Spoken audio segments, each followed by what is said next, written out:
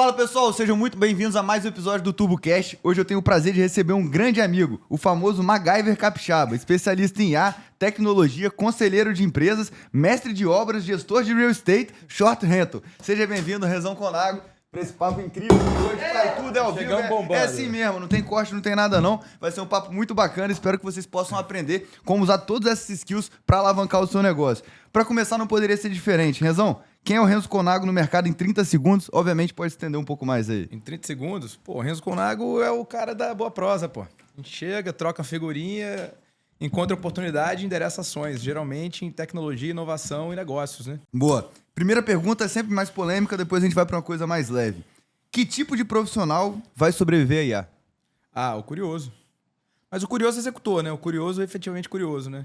Gosto sempre de me escorar em alguns estudos, né? O profissional que vai se destacar e se manter é o que já aprendeu a aprender, é o que sabe coordenar com os outros, porque ninguém faz nada transformacional sozinho, e é o cara que tem curiosidade com criatividade. Eu acho que esses aí são atributos que vai levar o cara longe, né? Irado. Eu tava até conversando com o Rodrigo numa última live e a gente tava comentando, as pessoas hoje em dia, as crianças já vão nascer na IA e elas vão ser muito inteligentes. Eu falei, cara, talvez a nossa geração seja a última que vai ser hábil a usar IA, porque aprendeu a aprender e a fazer perguntas sem antes ir direto no GPT. Você tem uma visão parecida nesse sentido?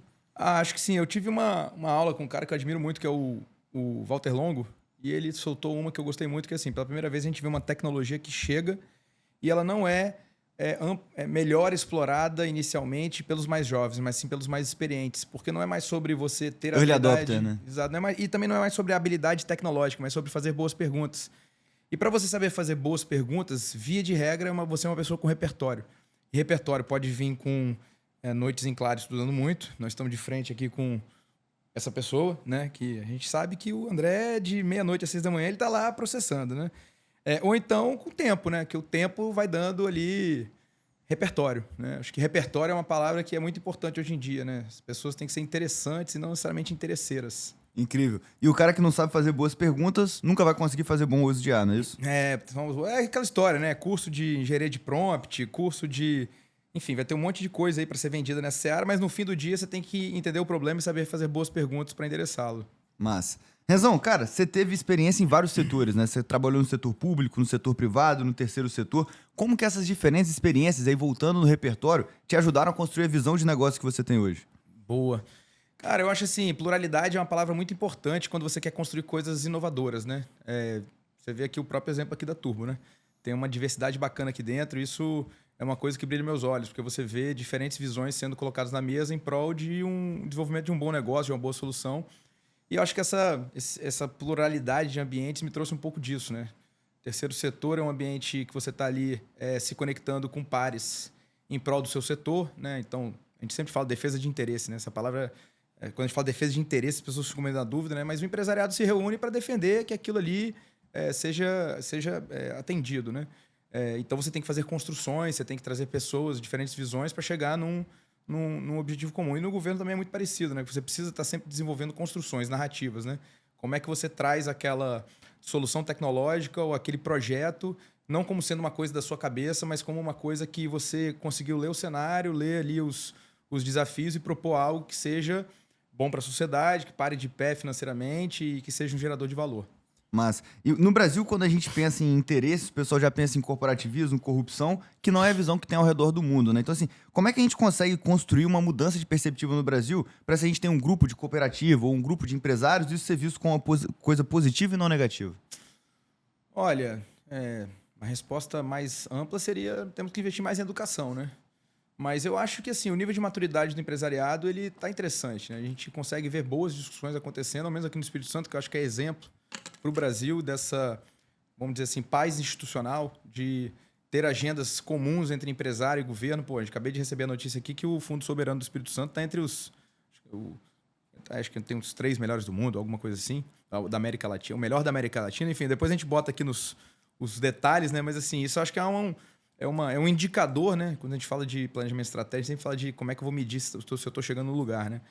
Eu acho que esse indicador é um que mostra lá no planejamento estratégico do Estado sobre a criação do Fundo Soberano que está no caminho certo. Que eu acho que é como pensar que a gente leve para futuro os retornos que a gente tem agora de royalties do petróleo, né? Que é muito na essência o que a gente está vendo aí que, por exemplo, a Noruega fez, né? E exatamente esse comentário que eu ia fazer, porque tem muita gente que assiste que é capixaba, mas de certa maneira, hoje, por exemplo, 80% dos clientes da Turbo não estão aqui. Então, eu imagino que muitas das pessoas que estão assistindo não sabem o que é o Fundo Soberano e não sabem que o Estado do Brasil tem esse tipo de coisa. Então, brevemente, galera, qual que é a ideia aqui, tá? O Espírito Santo, ele recebeu royalties do petróleo e continua recebendo, acho que é voltado para o pré-sal ali, alguma coisa nesse sentido. E ao invés do governo pegar esse dinheiro e gastar, como sempre gastou via orçamento, constituiu-se um fundo soberano, muito no molde do Fundo Soberano de Noruega, Fundo Soberano de Singapura. E qual que é a ideia? Esse dinheiro está sendo usado para investir em empresas de inovação que acabam alimentando o ecossistema e o mercado como um todo. E para vocês terem ideia dos grandes números, até esse ano o fundo investiu 70 milhões de reais e só em 2025 vai investir 50 milhões de reais em empresas, e a grande maioria dessas empresas são capixabas. Então mostra como que você alinhar os interesses do mercado, da sociedade, do governo, você acaba tendo um ecossistema que é vantajoso para todos eles, né? Que mais exemplos você tem para dar disso aqui no Espírito Santo? Que eu acho que é bom a gente vender o nosso estado para os outros. Ah, não, vender nosso estado, acho que assim, acho que equilíbrio fiscal é uma coisa que a gente entendeu e tem entendido que é necessário. O que é equilíbrio fiscal? É a mesma coisa em casa, né? Se você gasta mais do que você ganha, você vai ficar no vermelho, vai ter que pedir dinheiro emprestado. Vai pedir dinheiro emprestado para quem no mercado? Bom, o caminho mais óbvio, eu não vou falar dos outros, mas o caminho mais óbvio é te pedir dinheiro no banco. E o banco vai olhar o seu score de crédito, né? E esse score de crédito é muito em função, no fim do dia, de qual é a capacidade que você vai ter de pagar aquele empréstimo e qual vai ser o seu, assim, o risco que tem nessa operação. Se a gente tem um Estado que gasta mais do que ganha, é a mesma lógica da casa. O custo de endividamento vai ser maior. E no caso do Estado, né? Estado federação, Estado, que não tem ali a possibilidade de emitir papel, não pode emitir título, o desafio é maior, né? Porque você tem que contar com o aumento da arrecadação ou contar com a ajuda federal, que aí tem todo um trabalho político, né? De solicitar essas ajudas. E aí a gente vê o Espírito Santo sendo nota A no Tesouro durante anos e tendo esse equilíbrio, a gente vê que... Isso vem lá da gestão do Funchal e vem até hoje, né? Isso vem de antes, né? É um conjunto de trabalho de muita gente boa envolvida, cobrando também, porque isso tem que ser cobrado diuturnamente, né? De manter esse equilíbrio. E contas em dia, a gente tem visto que é igual à prosperidade do Estado, do local ali onde ele está inserido, né? É que muita gente pode pensar, poxa, mas o governo pode gastar um pouco mais, depois ele resolve. Cara, eu acho que essa crise de credibilidade e o aumento do custo do endividamento é um pouco do que o Brasil vive hoje. O Brasil está, sei lá, com a dívida PIB de 87%, aí o Japão tem 130%. Só que o risco do Japão não pagar essa dívida é menor do que o risco do Brasil não pagar, porque o custo da nossa dívida é muito mais alto. E quando a gente fala de, austeridade fiscal, superávit é uma coisa que o Espírito Santo manda muito bem e acaba sendo como exemplo para outros estados do Brasil. Acho que ficar dependendo da federação é uma coisa muito complicada, porque a gente sabe que, historicamente, os estados do Sudeste mandam muito mais para Brasília do que volta. Então, ou resolve internamente ou resolve internamente, né? E tem um desafio que está vindo aí, que é a reforma tributária, né? Assim, a gente vai centralizar no governo federal a arrecadação. Teremos boas emoções nos próximos anos, imagino eu, né? Boa. Renzão, cara, quais são os principais desafios que o empreendedor do outro lado tem que tomar cuidado, que as empresas de fato enfrentam para implementar IA na operação? Desafio para implementar IA na operação. Bom, aí falando um pouco mais aí de uma praia que eu estou mais dentro, né? Eu não sou especialista em orçamento público, nem em nada desse tipo, mas a gente está sempre trocando essas figurinhas, porque no fim do dia a gente é cidadão, né? O cidadão tem que estar conectado com isso. Cara, a inteligência artificial, ela vai perpassar todas as áreas da empresa. Isso é uma coisa que a gente já entendeu. E eu acho que 2023 foi o ano da descoberta, 2024 da experimentação, 2025 é o ano da implementação mais corporativa, vamos assim dizer. Porque esse movimento da IA, ele caiu na graça do usuário primeiro, né? Então, assim, o usuário conheceu ali as ferramentas, começando aí, acho que pro mais famoso aqui, o ChatGPT, entendeu que, assim, né, aquilo que é gerado naquele prompt ali gera valor para ela. E acho que agora a gente está entrando na seara de trazer isso para o ecossistema da companhia, né? Plugando nas bases de dados da companhia, de forma com que você consiga ter respostas a partir dos dados reais da empresa. Porque não adianta nada você ter uma IA na sua companhia que não está sendo nutrida pelas informações do seu faturamento, de clientes, de venda, de outras informações que você tem na sua jornada. E aí eu acho que o principal desafio é justamente a reflexão constante de que você tem que aprender a aprender. Eu sempre falo que quando a gente sai da escola, a gente pensa, terminei de estudar, agora vou fazer faculdade, depois parei. Nunca vai parar. Esquece, né? Quem parar vai ficar para trás, e em tudo. Porque se você para, você se desatualiza, você perde repertório e não consegue estar preparado para encarar as transformações que estão acontecendo no mundo o tempo todo, né? Mas, e aí o pessoal sempre falou, né, que tipo, data is the new oil. Aí o pessoal falava, é o new oil, mas o desafio é você tratar essa data. hoje em dia a gente tem uma ferramenta muito boa para nos auxiliar nesse processo. E aí volta um problema anterior. O cara quer mexer com IA, mas ele não tem nem a base de dados da empresa bem feita, né? Perfeito, isso aí. Você tem que ter pelo menos os dados estruturados. Que seja naquela planilha marota, ultra bem bolada que está lá, né? Você vai ter. A gente sabe que a realidade das empresas planilha. Eu brinco que o Excel foi a melhor ferramenta que a Microsoft inventou até hoje, né? Todo mundo tem lá uma planilha em algum momento, seja para extrair dados, seja para fazer a própria gestão. Mas hoje tem uma infinidade de possibilidades, né? O Google tem um ecossistema muito interessante com o Google Docs, com Spreadsheet. O Notion também é uma ferramenta que tem me surpreendido, a capacidade que ele tem ali de você criar bancos de dados ali dentro, né? O Notion vai muito além de um caderno online, né? Você tem ali o conceito de database, você tem o conceito de um dado com ID único, já tem uma IA embarcada no Notion, já tem conectores para você plugar outras ferramentas no Notion. Eu estou dando um exemplo do Notion aqui, mas o paradigma é o mesmo, né? A Microsoft vai vir com o Copilot, né? O Copilot já está disponível. É uma questão de você entender objetivo, desafio e custo e fazer a conta fechar, né? Mas IA vai muito além do GPT. Quais outras ferramentas você recomenda o pessoal ficar de olho? E por quê? Boa. Olha só, acho que assim, na essência, você tem que entender que a OpenAI é uma coisa, o ChatGPT é outra, né? Existe um negócio chamado LLM, que é o Large Language Model, né? Que ele basicamente ele foi treinado recebendo informações que a pessoa que desenvolveu aquela LLM entendeu como sendo bastante necessárias para prever uma próxima informação, né? Então aquilo ali é um treinamento, vamos assim dizer. Então, e agora as pessoas estão começando a entender. A gente está vendo já isso acontecendo nas empresas, entendendo que existem LLMs melhores para diferentes desafios. Outro dia eu vi que, acho que a Jus Brasil lançou uma IA orientada a escritórios de advocacia, né? Então, assim, não é só pegar o GPT e falar, vou usar. Mas também não fazer nada não é o caminho. Eu acho que assim, é uma mistura de contar com bons especialistas, trazer experimentos, porque o experimento é importante, que leva uma jornada de aprendizado, e a partir disso aí, implementar uma rotina que funcione na empresa. E aí, falando de ferramentas, a gente tem um monte, né? Tem o Cloud, tem o Grok, tem o DeepSeek. Recentemente saiu uma outra ferramenta, se não me engano, chinesa também, se não me engano, chama Manus. Mas assim, o que a gente vai aprender é que vão existir os nossos agentes. Da mesma forma que na companhia, quando o CEO precisa de uma informação do RH, ou de pessoas, vai procurar a pessoa de pessoas. Quando precisa de um número de um fundamento financeiro, vai conversar com o CFO. Quando precisa de vendas, vai conversar com o diretor de receita ou diretor de vendas. Essas pessoas vão ser replicadas, né? Porque esse diretor CFO, ele não vai tirar o número da cartola sempre. Ele vai ter macro numbers na cabeça dele, mas dependendo do número que for pedido, o que ele vai fazer? Ele vai abrir uma ferramenta, vai abrir o CRM, vai abrir o RP, vai abrir o Power BI dele ou a ferramenta de analytics que ele tiver e vai puxar o número. E aí a gente puxa um gancho, né? Que assim, as empresas estão entendendo que ao invés de acessar essas ferramentas, a gente pode acessar um agente. E que foi uma fala que o Satya, né, o CEO da Microsoft, falou em dezembro, uma fala que ele trouxe em dezembro, que a fala dele virou a seguinte notícia: os SaaS irão acabar, né? Os softwares as a service ou software como serviço. Porque na fala dele, o que ele coloca ali, né? Assim, a gente, ser humano, foi feito para fazer isso aqui, ó, conversar, né? Melhor do que eu ficar abrindo interface, ser humano não foi treinado para ter interface, clicar. A gente é isso aqui, interação. Então, se a gente tem ferramentas assistivas para a gente na nossa rotina que facilitam a interação, o paradigma anterior ele vai ficar questionado. Mas não quer dizer que o SaaS vai acabar, porque no fim do dia você precisa de uma base de dados. Vai virar tudo conversacional, né, dele?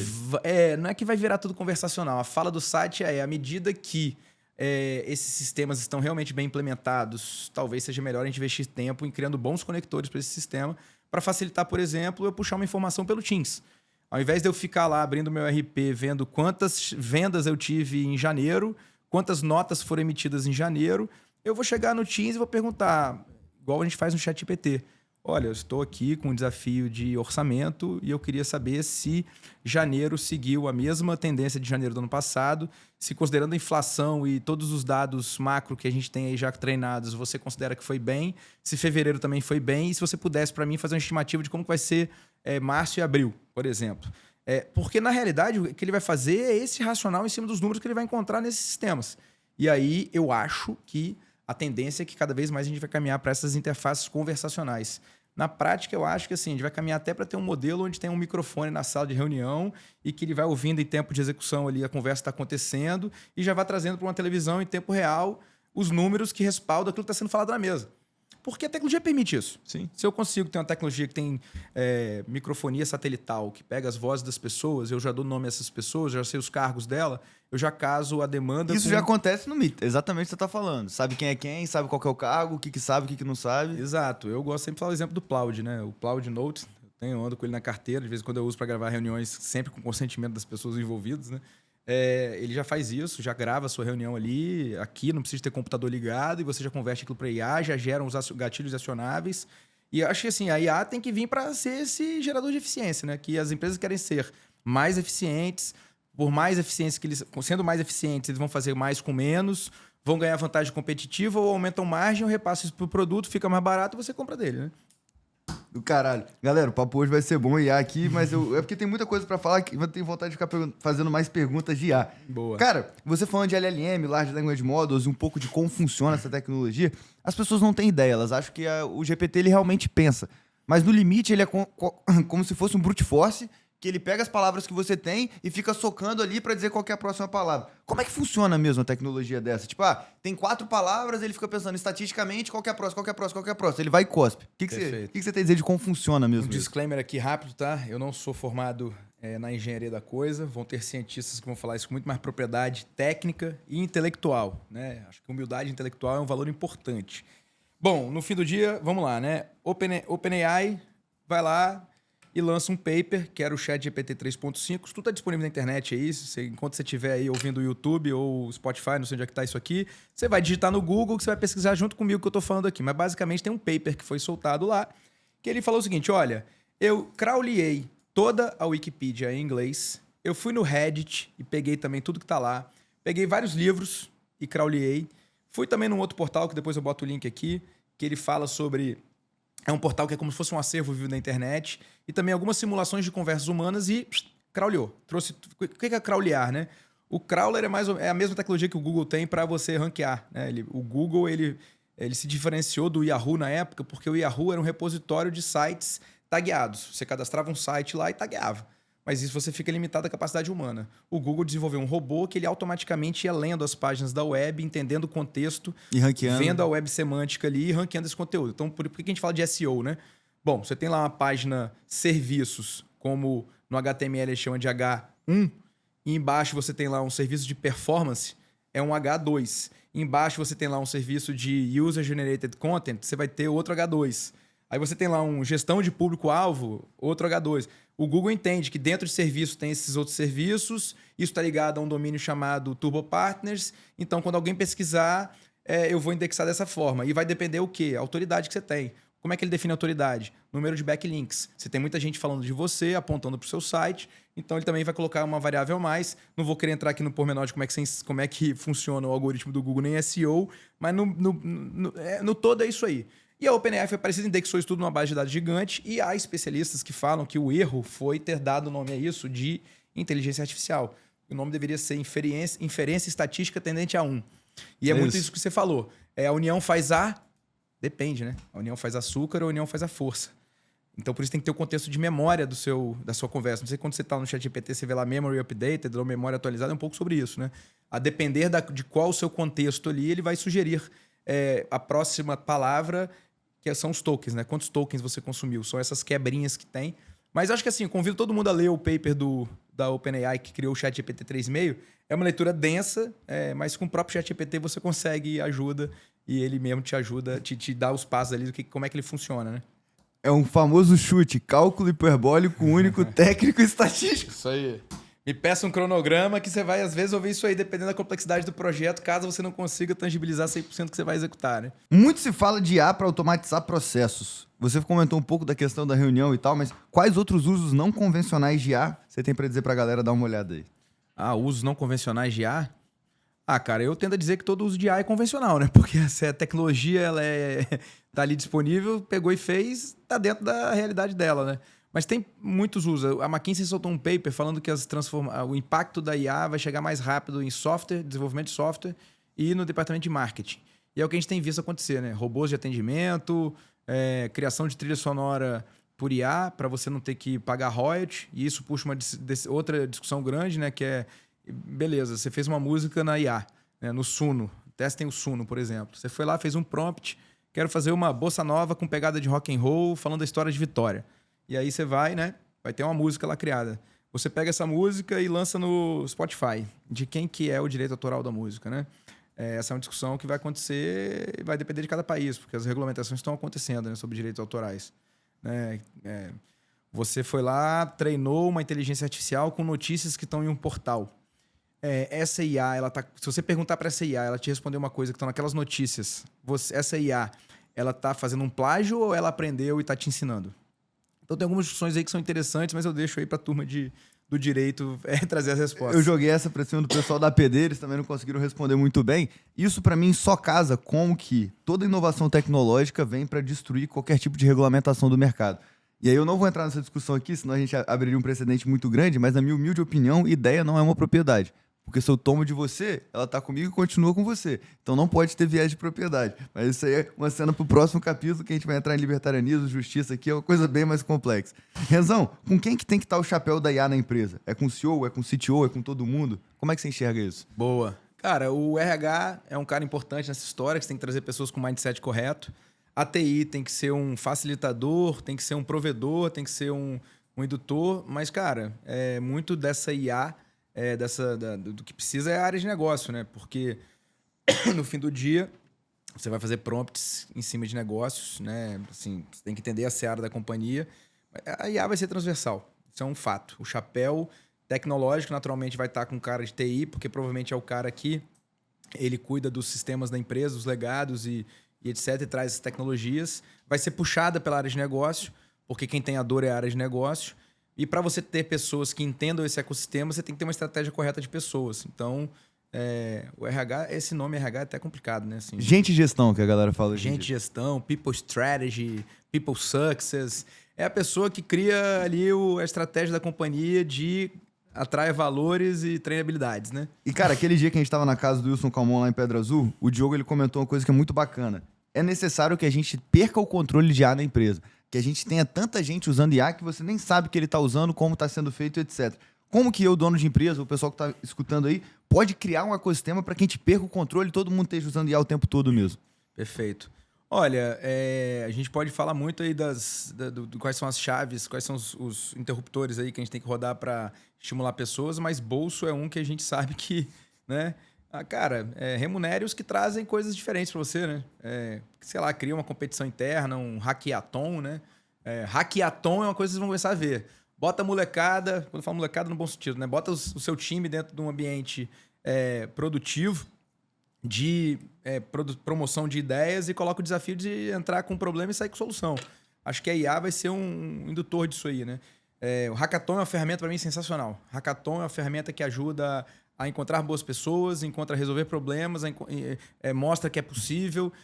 Eu cito o exemplo aqui do próprio hackathon que a gente organizou na Prodeste, acho que foi o primeiro hackathon do Estado, há 10 anos atrás, né? Foi um hackathon que a gente trabalhou em cima de bases públicas do governo. Depois a VIX fez um hackathon muito bacana também, a VIX Logística. E assim, os ganhos são fenomenais, né? Num hackathon você vê assim, porra, aquele cara que é o gênio indomável, o cara começa ali a fazer coisas sozinho, daqui a pouco ele entende que sozinho não vai a lugar nenhum, você precisa do time, então esse cara ele começa a entender que ele tem que se conectar com os outros. Se ele for muito prepotente, ele vai ficar lá resmungando e vai acabar sendo expurgado do time, né? Então trazer a empresa para enxergar isso aí, eu acho que é um microambiente do macro que é a companhia no fim do dia, né? Deixa a Darwin agir e ver o que acontece, né? Tipo isso. Renzão, saindo de IA, mas continuando em tech, como é que você tem visto o crescimento de ferramentas low-code e no-code no mercado? Pô, excelente. Eu acho que assim, a gente quando fala a gente, é a gente profissional de tecnologia, né? Havia uma torcida de nariz quando a gente falava de no-code e low-code, porque, de certa forma, você não tinha pleno controle do que estava sendo desenvolvido ali. Ao menos era o que eu ouvia dos profissionais que torciam o nariz, né? Eu tive contato com ferramentas no-code e low-code pela primeira vez quando eu vi o desafio que era você padronizar desenvolvimento de software em ambientes ultra complexos. Quando você tem ambientes complexos e equipes heterogêneas, você ter uma linha central de arquitetura e desenvolvimento com boas práticas de desenvolvimento de software é um desafio. Porque você tem vários romários ali no time, né? E cada um quer seguir uma linha, mas você tem uma linha mestra que é gerar valor no software. E às vezes você pode ter essa definição por meio de uma plataforma. E aí eu tive contato com uma ferramenta muito bacana, que é uma ferramenta portuguesa chamada OutSystems, que eu vi ali muita coisa bacana, só que sempre tem o desafio de custo, né? Uma ferramenta dessa não é uma ferramenta barata para você sair comprando e colocando, mas é uma ferramenta que ela tem um nível corporativo que dá certo em empresas do tamanho da Petrobras, por exemplo. Então, assim, de lá para cá, do que eu vi, outras ferramentas mais antigas, talvez aí quem é mais das antigas está ouvindo a gente, vai ter conhecido o Genexus, né? Que era uma ferramenta que eles chamavam de ferramenta Case, que era um gerador de código. A partir de comandos que você dava. Mas quando você vai para o ecossistema de inteligência artificial e você começa a ter isso conectado com o desenvolvimento de software, eu começo a ver que existem o desenvolvimento de software baseado em prompt, que é uma coisa que a gente vai ver muito. Você dá um comando ali... O Bolt, por exemplo, é isso, né? Você tem uma LLM ali por trás, você gera um comando, ele vai desenvolvendo, e quando você tem um bug, você não vai tratar o bug no código, você vai dar um comando... Você manda ele resolver. Manda ele resolver, exatamente. Né? Eu fiz um softwarezinho outro dia nesse aí para mostrar pro cliente. É incrível, exatamente. E traz uma reflexão para o desenvolvedor de software. Esses layoffs que aconteceram em tecnologia foram forçados muito por mudança de paradigma de entrega. Né? Tem um case bacana usando a Devin AI, que é que o Nubank foi o cara que se surfou isso aí, se eu não me engano, foi assim... 8 vezes mais barato, 8 vezes mais rápido e 20 vezes mais barato. Migrar um sistema legado de mais de 8 milhões, 10 milhões de linhas com o Devin foi um negócio assim, que era o que você resolvia em meses, você começa a resolver em dias. Ou que você resolver em anos, você resolve em meses. E aí a inovação começa a trazer ganhos incrementais que não são mais em percentuais, mas são em vezes. Né? Não é mais crescer 10%, é crescer 10 vezes. E isso muda o jogo. Né? Então o que a gente tem visto? Ferramentas no-code entraram no gosto da galera. Eu tenho visto cases de empresas servindo aí delivery, 50 mil entregas por mês, ferramenta no-code. Ferramenta de vendas em CRM feita em no-code. E aí você traz um valor interessante, que é você traz a pessoa de negócio para o centro.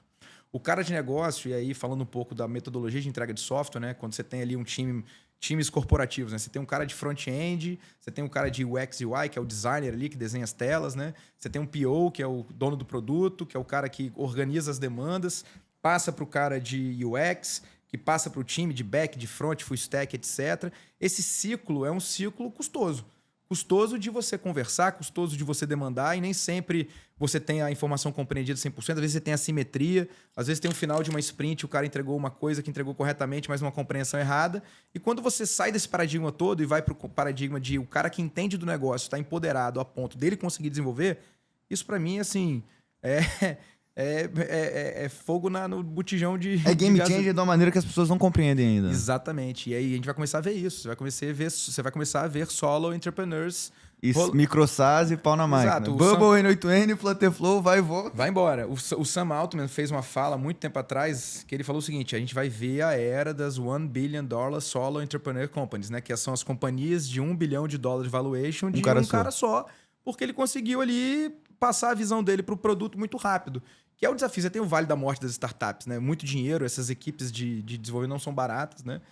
E acho que esse advento da IA aí tem sido um indutor. E a IA, não só para desenvolver código e entregar o código para o usuário, mas a IA entregando plataformas baseadas em no-code, né? Porque a diferença do no-code para o low-code reside em no-code, você não mexe com código-fonte. Você não tem que dar instruções, você não tem que conhecer uma linguagem de programação. É o drag and drop. É o drag and drop, é a configuração de eventos baseada em lógica, né? Todo mundo vai falar, se isso aqui acontecer, então faz isso. Enquanto isso aqui estiver acontecendo, faz isso. Se isso aqui parar de acontecer, então faz aquilo. Que na essência é a lógica de programação, né? If então, else... Se eu subo aqui uma deal no meu CRM que ela tem um valor total de conta de R$500 mil, então vendedor sênior. Isso aí, você está na sua cabeça. Agora, Sim. como é que eu passo isso para um software? Passar isso para um CRM talvez seja fácil, porque o CRM já está pronto com esses gatilhos de configuração. Ainda assim, tem que ser um pouquinho mais expert. Eu percebo no CRM que nem todo mundo tem essa... O pessoal apanha por HubSpot pra caramba. Exatamente. Mas assim, agora passar isso para software, né, é uma coisa mais complexa ainda. E os no-code estão dominando aí. Acho que a curva de adoção tem sido cada vez maior. Incrível. E aí, assim... o cara de TI tradicional da empresa, ele tem que se adaptar a esse mindset, porque senão acontece o que a gente chama de Shadow IT, né? Que é a internet às escuras. Desculpa, a tecnologia invisível. Que é o quê? Cara, você vai lá no departamento de tecnologia, pede uma demanda, demora para ser respondido, cara, a água morra abaixo, né? E fogo morra acima, né? Você não vai conseguir segurar o cara de negócio que tá ali vidrado em resolver o problema. Ele vai puxar uma ferramenta. Vai demorar 14 sprints mesmo. Exato. O cara vai lá, vai fazer o quê? Ele vai comprar o Pipefy, vai comprar um Trello, vai botar um N8N, vai botar um Zapier, vai se virar, aquele negócio vai resolver o problema do departamento dele. Daqui a 6 meses, talvez venha uma bomba pro colo do cara de tecnologia, porque aquele troço tá meio feito sem estar 100% aderente ao compliance, governança da companhia. E aí, eu te falo, quem está errado nessa história? Porque, teoricamente, esse cara que resolveu o problema, ele gerou eficiência para a empresa e se isso chegou lá no dono, o dono está feliz da vida. Então, assim, o gestor de tecnologia ele tem que ser esse habilidoso. O Gartner sempre fala, né, do Bimodal IT, né? Tem o IT modo 1, que é o cara corredor de maratona, e tem o modo 2, que é o corredor de sprint. O cara de TI tem que ser um pouco desses dois e sacar muito de negócio. Gestor de tecnologia que não entende o negócio, ele não tem que ser o tecnologia da empresa. Porque senão ele vai tomar um bypass de um cara que entende muito de negócio e começa a entender de tecnologia. Entende um pouco de negócio, de IA, de automação, low e no code, tem 5 estagiários embaixo dele e resolveu o problema. Não é tanto assim não, porque a gente tem problemas complexos em tecnologia, não é qualquer um que consegue lidar com bancos de dados grandes, não é qualquer um que consegue lidar com sistemas corporativos rodando em nuvem, rodando on-premise, né? Mas, na essência, é trazer essa provocação para o departamento, e o departamento de tecnologia tem que ser um provedor ágil, né? Mas você comentou muito do Vale da Morte das startups, validação, e a próxima pergunta era exatamente sobre isso. Qual que é o passo a passo que você vê hoje? Eu quero abrir uma startup, um negócio. Como é que eu faço o MVP de sucesso em 2025? Cara, encontre um problema, se apaixone por esse problema, entenda muito desse problema. Tenha uma solução clara para esse problema e uma solução que seja viável tecnicamente e que as pessoas topem pagar, né? Feito isso, você vai entender, você vai pagar por mensalidade, vai pagar por licença, vai pagar anuidade, vai pagar por implantação e vire o que a gente chama de hustler, né? Tem que fazer acontecer. Se você tem grana, você bota sua grana. Se você não tem grana, você vai fazer o que a gente chama de bootstrap. Se você tem um pouco mais de contato, relacionamento, network, você vai montar uma boa apresentação, vai defender isso para um fundo ou para um investidor anjo, né? Mas na essência você tem que conhecer muito bem o seu problema, né? Então, acho que é um pouco sobre isso. Problema, depois a solução. E fazer a conta fechar. E depois o como, né? Em termos financeiros. Exatamente. Mas com IA, low code e no code, tech vai deixar de ser uma vantagem competitiva? Porra, boa provocação, hein? Olha, se a gente entende que a tecnologia é meio, ela tem que servir a companhia, a não ser que você seja uma empresa provedora de tecnologia. Sendo uma empresa que sua oferta de valor está concentrada em tecnologia, fornecer tech, obviamente, é um diferencial. Então, você tem que ter entregas sofisticadas, tem que estar sempre na crista da onda. Mas, cara, se o cara, ele, sei lá, produz queijo, porra, ele está mais preocupado com a qualidade, o índice de gordura que chega do leite da vaca do que com o banco de dados dele, se é Oracle, se é Always On, ou se é SQL, ou o que seja, né? Essas discussões, elas não andam nas companhias. É chata essa discussão. Mas é uma discussão que acontece em tecnologia. E aí, vou botar meu banco em Oracle, ou vou botar meu banco em SQL Server, ou vou botar em Postgres, ou vou botar na nuvem? Não interessa. O que interessa é que o leite chegue com concentração de gordura correta e faça um bom queijo. Porque se o queijo não ficar bom lá na ponta, o cara para de comprar queijo, né? Então, acho que ter essa... E aí, o cara de tecnologia dessa empresa de leite, pô, começa a conhecer queijo, cara. Entende aí a diferença do queijo com muita gordura, sem gordura, o queijo lac-free. Isso aí vai trazer um repertório... esse repertório que esse gestor de tecnologia tiver vai trazer mais gatilhos de conexão dele com a companhia do que ele ser um expert na tecnologia. Porque com a tecnologia você consegue trazer experts contratados que vão gerar valor com ele. E ele não tem que ter medo de trazer esses parceiros de tecnologia. E aí já, né, a importância de você ter bons parceiros de tecnologia na sua operação. A gente sempre fala, né? Se você está achando caro o meu serviço, mal sabe quanto custa contratar um amador, né? E às vezes a gente aprende isso na dor. E eu aprendi bastante isso, porque a gente não é de tech aqui, deixando claro, pessoal, eu falo um monte de besteira aqui, o pessoal mais técnico aí já deve estar puto comigo. Eu não sou o cara de tech, sou zero esse cara. E aqui na Tuba a gente foi inventar de fazer SaaS, e exatamente por pensar em economizar, em fazer com o time júnior, etc., a gente acabou subindo uma montanha que quando chegou lá em cima viu que a única solução era se jogar lá de cima e subir outra. Então tomem cuidado caso vocês forem investir em tecnologia, mexer com isso, sem ter um cara de tech e um cara de negócios de tech. Que eu acho que essa skill que você traz que é a mais importante. O cara que coda é uma coisa, mas o cara que consegue transformar o código em dinheiro são poucos, né? E eu te falo que esse produto de vocês deviam ressignificar o pensamento de vocês porque vocês chegaram no topo da montanha. Tem gente que nem lá chega.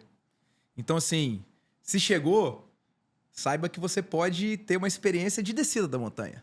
E você pode ter o roteiro, você pode ter uma experiência nessa descida. Você não precisa jogar dessa montanha. Você pode ter uma tirolesa nessa descida. Você pode ter um cara que vai te pegar de helicóptero, né? Tem vários caminhos para vocês ressignificarem essa jornada, que certamente foi uma jornada de muito aprendizado. Irado. Renzão, você tem transacionado da carreira para sentar agora em cadeiras de conselho de administração. Para a galera que está assistindo e não tem muita noção desse mundo, o que te motivou a tomar essa decisão e o que faz um conselho de administração? Perfeito. Um disclaimer importante, eu ainda não sento em conselho de administração, propriamente dito, na administração. É uma jornada que a gente constrói. Eu acho que ser conselheiro de administração de companhias é uma jornada que assim exige bastante bagagem, experiência, notório saber. Eu tenho sido o cara para ajudar esses conselhos em câmaras técnicas, na tecnologia, quando você tem orçamentos ali que são impactados, de certa forma, pelas decisões de tecnologia. Então, assim, tenho me preparado, claro, para estar nisso, né? E a minha reflexão foi, por vezes, alguns clientes me ligaram e falaram, pô, Renzo, eu só preciso de 2 horas num café com você, mais 2 horas com o meu cara de tecnologia, que eu sei que eu vou resolver o problema. E eu falo, eu concordo com você. Porque nem sempre o cara precisa de um projeto mirabolante, ou às vezes ele só precisa de dar um fine touch ali, um fine tuning. Só que assim, você precisa ter um pouco de pele em risco ali, né? Você precisa ter um contrato com o cara, você precisa de ser responsável pelas suas falas. Eu sempre falo assim, você quer um conselho, você quer uma dica, você quer um pitaco ou você quer uma pala? Você quer Para todas essas, eu dou um conselho. Contrate um conselheiro ou contrate um bom profissional. Porque quando você tem uma relação contratual, você vai ter ali o comprometimento da entrega, né? Então, você tem que estudar os números dos fundamentos, o ecossistema. Então, assim, planejamento estratégico é o norteador, né? Você tem que entender o planejamento estratégico da empresa, onde que ele quer chegar. Ah, Renzo, eu não tenho uso balance scorecard. Não. Cara, você tem que ter minimamente um documento que diz aonde você quer chegar e o que você vai fazer para chegar lá. Porque na essência é isso, né?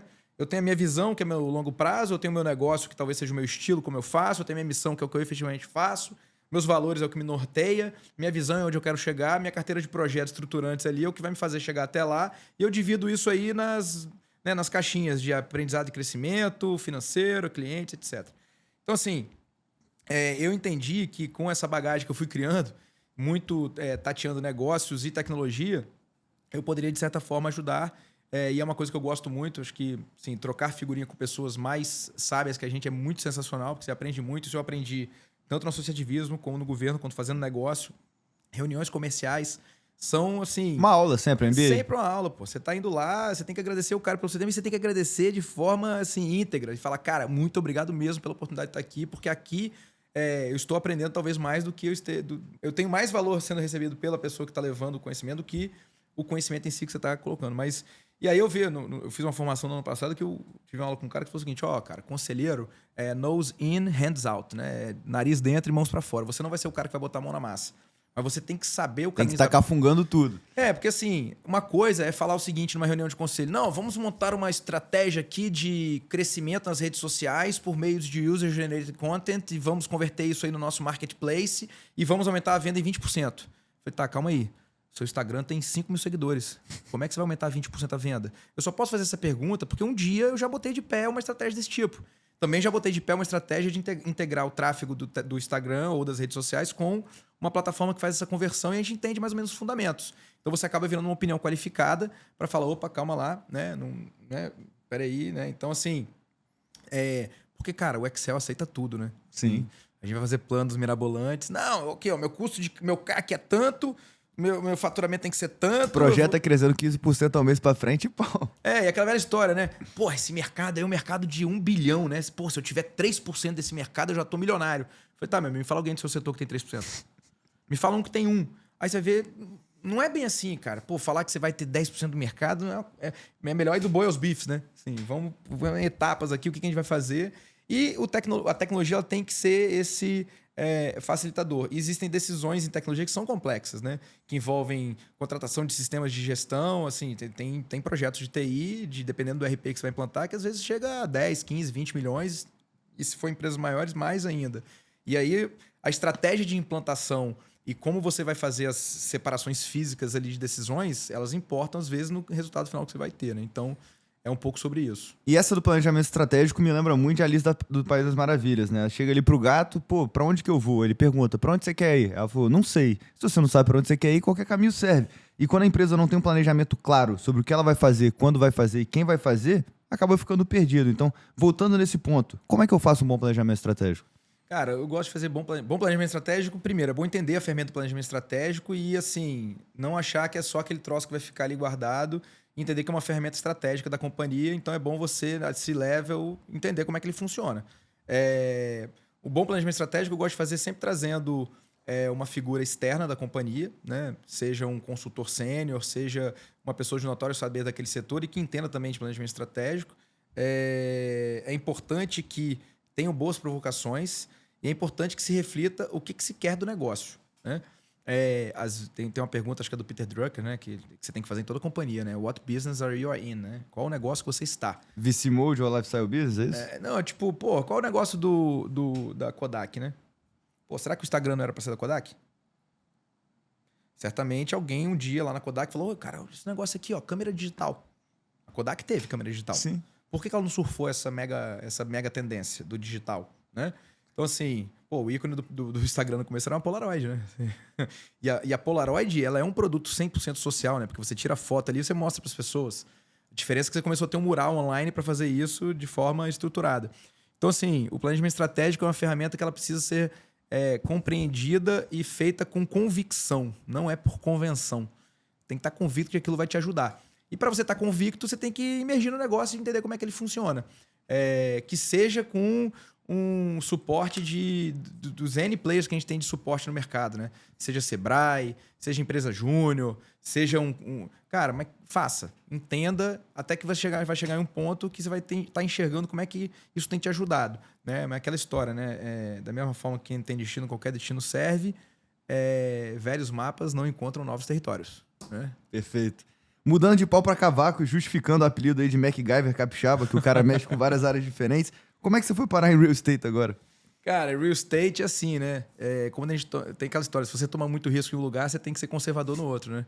É aquela história, né? Eu sou conservador nos negócios, empreendedor nos negócios, conservador nos investimentos. Sim. Toma risco na empresa. E o mercado imobiliário sempre passou assim perto, né? A gente tem uma empresa que já desenvolve a parte de desenvolvimento imobiliário, a gente está com um empreendimento imobiliário em curso. E assim, sempre olhando como investidor, mas comecei a tatear esse negócio e comecei a entender mais os fundamentos. E aí eu comecei a ver a fusão disso com o digital, porque eu conheci uma área que, assim, você ficar realmente imerso e conectado à natureza em um ambiente remoto, talvez você não precise de pessoas, mas você precisa de tecnologia para te ajudar nisso. Então você precisa de entrar no local, esse local tem uma câmera que vai ver a sua placa, vai entender que você é realmente o hóspede que está com aquele carro cadastrado, o portão vai abrir, você vai chegar numa cabana, vai ter uma senha que você digitou, aquela senha não pode ficar sempre sendo a mesma, você tem que receber ela em algum aplicativo ou WhatsApp, por meio de uma automação. Então, você tem que ter uma equipe remota que consiga orquestrar isso tudo. E aí eu tive contato com esse mundo, a gente começou a desenvolver isso aí, entendeu que para escalar isso aí, a gente precisa de fazer estruturação de plantas de investimento e que é um negócio que tem um viés um pouco diferente do de tecnologia, né? É um negócio mais tradicionalzão, pé no chão. E assim, eu sempre fui um cara do ócio criativo, né? Assim, eu sou o cara que eu prototipo solução, né? Assim, o cliente me pede uma solução, eu talvez não chegue com a resposta na hora ali, mas eu vou ficar ali, ó, matutando aquele negócio, até que chega uma hora que tem um instalar que você fala, é isso, escreve. E esse escrever, comigo, é assim, às vezes eu escrevo isso num café, eu escrevo isso, às vezes eu vou pro hotel, né? Na verdade, eu tenho um mapinha no meu Google Maps que eu tenho lugares que eu gosto de ir para ficar trabalhando isoladamente, porque aquele livro Remote, né, que foi escrito pela 37 Signals, ele segue uma linha do David Heinemeier Hansson, que é o fundador da empresa, que ele fala o seguinte, na verdade, o Jason Fried, que era o sócio dele, fez um TED, que era assim, por que o trabalho não acontece no trabalho? Why work doesn't happen at work? Convido todo mundo a assistir esse TED, pode procurar aí, por que o trabalho não acontece no trabalho, do Jason Fried, que foi o cara que junto com o sócio dele escreveu o Remote, que foi um livro muito utilizado na época da pandemia, para criar estratégia de trabalho remoto, e que agora o remoto tá meio que em xeque, né? Mas esse é um outro papo. Mas quando você sai do escritório, cara, você sai da sua bolha de interrupções ali, né? Você, chegando aqui, você vai ser interrompido várias vezes, e quando você sentar a bunda para realmente gerar valor ali num PowerPoint, numa coisa que é transpiracional, você vai sofrer N interrupções que vai cortar o seu racional e você não entra no que a gente chama de flow, né? Tem que entrar em flow produtivo, flow criativo. E eu, assim, né, o Fórum Econômico Mundial classificou a criatividade como sendo uma habilidade essencial no profissional. Cara, como é que você transforma a sua criatividade em projeto? É pegando suas ideias e passando para um documento, que pode ser um PowerPoint, pode ser um Keynote, pode ser o que você quiser, ele pode ser um vídeo. Agora com o ChatGPT está muito mais fácil.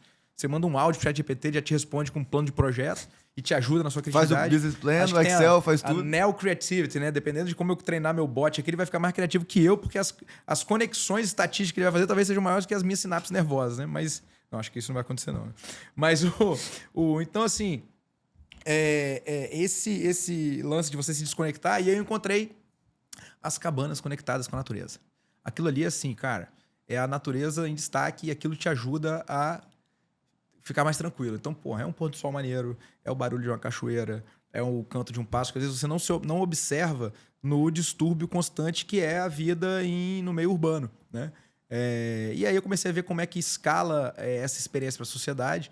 A gente viu recentemente aí acho que foi ontem, essa semana, saiu a notícia de que o Airbnb agora tem que mandar para a Receita os dados dos anfitriões que receberam receitas do Airbnb. No fim do dia, o Airbnb é uma plataforma que te ajuda a fazer locações por conta temporada e aluguel para pessoa física tem 27,5% de renda. Então, o dono de um apartamento que está no Airbnb, ele no fim do dia aqui no Brasil ele vai pagar 47,5% de imposto. De 20 para o Airbnb e 27 para o governo. E esses 27 do governo, eu duvido que 10% pagável e vai cair todo mundo agora. Essa aí, não sei, que hoje a gente tá Força, amigos. Mas qual que é o game? Se você pega essa cabana, esse empreendimento imobiliário, coloca ele dentro de uma SCP, administrada por um especialista, e ela fica numa plataforma, você não está tendo distribuição você está fazendo distribuição de lucro. E o lucro ainda... Aí você vai pagar um imposto sobre a receita bem menor que esse. Então, o que a gente está fazendo, por isso que eu falei que tem um viés tecnológico, né? A gente está fazendo uma tecnologia que facilita com que eu conecte proprietários de cabana com locatários. Mas calma aí, senão você mata todas as minhas perguntas aqui, ó. Eu já ia mandar. O mercado de construção modular e short rental tá voando. Quais oportunidades e desafios você vê nesse mercado? Em alguns momentos eu realmente entendo que eu estou tateando muitas áreas, né? Mas, cara, a profissão de tecnologia é isso, né? Você tem que estar o tempo todo estudando e eu comecei a usar isso em outros setores também. Assim, o que eu tenho visto? Nasceu um negócio agora chamado construção off-site. A gente, convenhamos, o método construtivo tradicional brasileiro é um método artesanal. Bate uma laje... Medieval. Você tem algumas inovações ali absurdas, né? Que é uma forma para você bater laje. Você tem, né? Mas o que a gente tem visto, os especialistas têm falado, é cada vez mais a gente vai ver um formato onde as coisas ficam pré-prontas fora da obra e chegam na obra, elas são... Para montar. Montadas. Aí você começa a ter o seguinte, a construtora ela transita de um modelo de ter funcionário da área de construção civil para ser gestor de contratos de especialistas. Eu tenho uma empresa ali para construir, montar a fundação, eu tenho uma empresa ali para construir, montar as paredes, talvez possam ser pré-moldadas, e aí você entra em tecnologias de steel frame, de wood frame, etc. E aí a gente começa a olhar para o mundo, a gente começa a ver diversas inovações em outros países e que a gente começa a ver aqui no Brasil por um motivo que eu acho que é a escassez de mão de obra técnica capacitada. Todo mundo fala agora que, cara, tá difícil encontrar mão de obra capacitada para fazer aquilo que se fazia há 10 anos atrás. E tá tudo bem, né? São as evoluções. E o mercado se adapta, né? Então, o que a gente tem visto aí de tecnologias para auxiliar isso, e o que a gente fez, né, pela nossa empresa foi desenvolver um modus operandi para isso, né? De ter como é que eu faço para acelerar esse processo. Bom, eu produzo boa parte da cabana fora e levo num guincho pro local, num guindaste lá, num Munk, etc. Sabendo que vão ter locais que não chegam Munk, né? Então a gente tem que desenvolver aquilo meio que num Lego, que eu acho que é a analogia mais próxima do que a gente consegue. E hoje a coisa está muito boa, né? Porque hoje você tem pisos cimentícios, placas cimentícias, que você anda e não fica mais aquele nheque. O negócio é um padrão que você olha e fala, tô numa casa maneira, né? E aí você consegue ter a entrega da casa num tempo muito, muito inferior.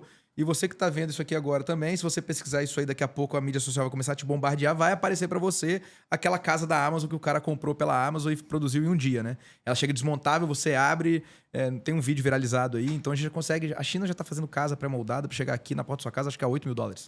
Sim. Veja, assim, não era para ser Minha Casa Minha Vida isso? 100%. Não é assim... Tô com um problema. Mas aí as construtoras amigos do governo vão passar um calor, né? Eu não entraria nessa seara. Acho que as construtoras elas têm, da mesma forma que a transformação digital é desafiadora para quem tem legados tecnológicos grandes, as construtoras também têm esse legado. Transitar o modus operandi dela de cimento, areia e brita. Cara, vamos lá. Se você tem uma casa que você construiu, ela é um bem imóvel. Você construiu, ela bateu a laje, né? E se eu pegar a casa e colocar no terreno, ela é imóvel? Eu acho que é móvel. E não tem que pagar IPTU, né? Se ela é móvel, eu posso ir lá e tirar. Como é que eu tenho a garantia de que eu posso lastrear nela um empréstimo? Então, tem a vantagem e tem a desvantagem, né? Se ela é móvel, eu tenho que botar um código nela, que seria um Renavan da casa. Então veja que tem algumas discussões que vem aí, assim, se ela é uma casa, ela não é uma casa, é um bem que transita, ela é um equipamento. Equipamento não é Minha Casa Minha Vida, equipamento é Finame. Então, assim, tem algumas discussões boas aí para se fazer, né? Incrível. Rezão, pra gente fechar as perguntas finais clássicas do podcast. Opa. Quando eu falo sucesso, qual que é a primeira pessoa que vem na sua cabeça? Sucesso, primeira pessoa que vem na minha cabeça, cara, tem muita gente de sucesso aí, né? Mas um cara que não conseguiu terminar a história que ele contou, certamente foi Steve Jobs, né? É uma grande perda. Livro que você mais indicou e deu de presente? Livro que eu mais indiquei e dei de presente. E tem alguns, né? Posso falar de. Não, tem Pode, um pode, só, não, né? pode falar. Livro que eu indico, cara, básico, né? Você tem que ler. Se você quer trabalhar com inovação, aquele do Eric Ries, né? Startup Enxuta, Estratégia do Oceano Azul, Scrum fazendo o dobro pela metade do tempo, né? Se você quer gerenciar isso tudo, você tem que ler lá o. How to Put Management. Exatamente. Mas assim, um livro que eu gosto muito, que são dois assim que são mais nichados, fora do senso comum, da trilogia lá do... Trilogia não, né? Os livros do Jim Collins. e tal. Cara, eu gosto muito de um que é Plataforma Revolução da Estratégia. Esse livro deu uma bagunçada na minha cabeça por um modo positivo, né? Porque no fim do dia, os bons negócios que performam, eles são plataformas, né? Você tem várias linhas de receita e você tem vários tipos de atores na plataforma, né? O Mercado Livre é melhor para quem? Para quem vende ou para quem compra? Ou para quem distribui? Ou para quem entrega? Ele é uma plataforma que conecta toda essa galera. Ou para quem anuncia. Ou para quem anuncia.